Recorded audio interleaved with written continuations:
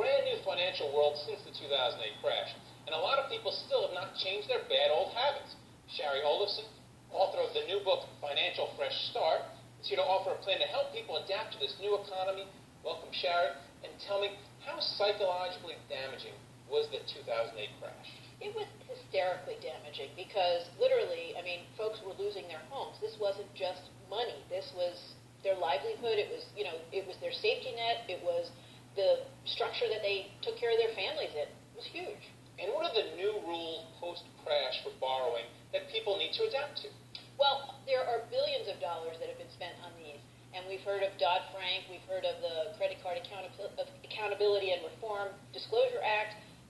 So the rules range everything from your banking and your borrowing to your credit repair, credit collection, and home ownership. And people need to navigate these new rules. So let's start with credit. How can people repair their credit? I mean, even the United States lost its credit rating. Yeah, it's challenging.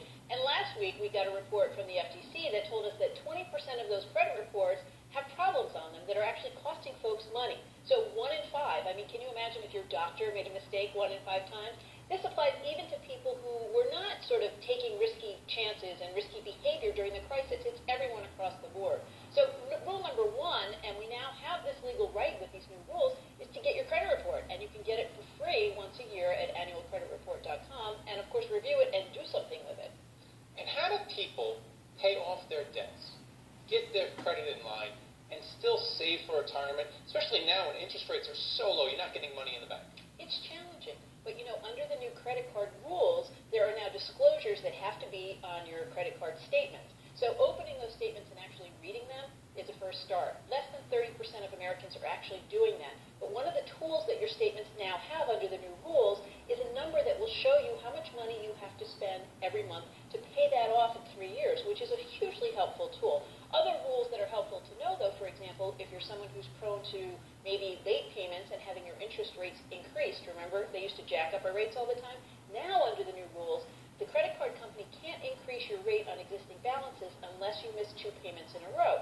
So it's real important not to go there and incur these extra costs that are going to make it take longer to get your debts paid off. And finally, one of the big drivers of the downturn of the 2008 crash was homes. People's homes, they lost a lot of money. They might be underwater now. What should people do with their homes? Should they sell them? Should they rent them out? I mean, the housing market supposedly is coming back. Should they buy a few more? Home values have gone up by over 12% just in the last year alone, and we know inventory is way down, something like 4 months worth of inventory, when a normal inventory would be about 6 months. So homes are actually a good place to be right now. But in terms of what to do, we're all in different situations, and that's why Financial Fresh Start is really written as a menu. We may go out to breakfast, and you want the omelet, I want the pancakes, so it's written so that people can choose the tips that apply to them. For example, there's a section on what to do if you're underwater. That's an equation that involves paying down your mortgage and taking steps to increase the value of your home, and there are some really great tips you can do to accomplish both of those things. If you're one of the folks, and we know that 25% of Americans who have a mortgage are still underwater, if you're one of those folks, there are tips to help you out of that situation. Sounds like a healthy breakfast to me. Thanks for coming on, Shari Olefson. Thank you. Thank you for watching The Street.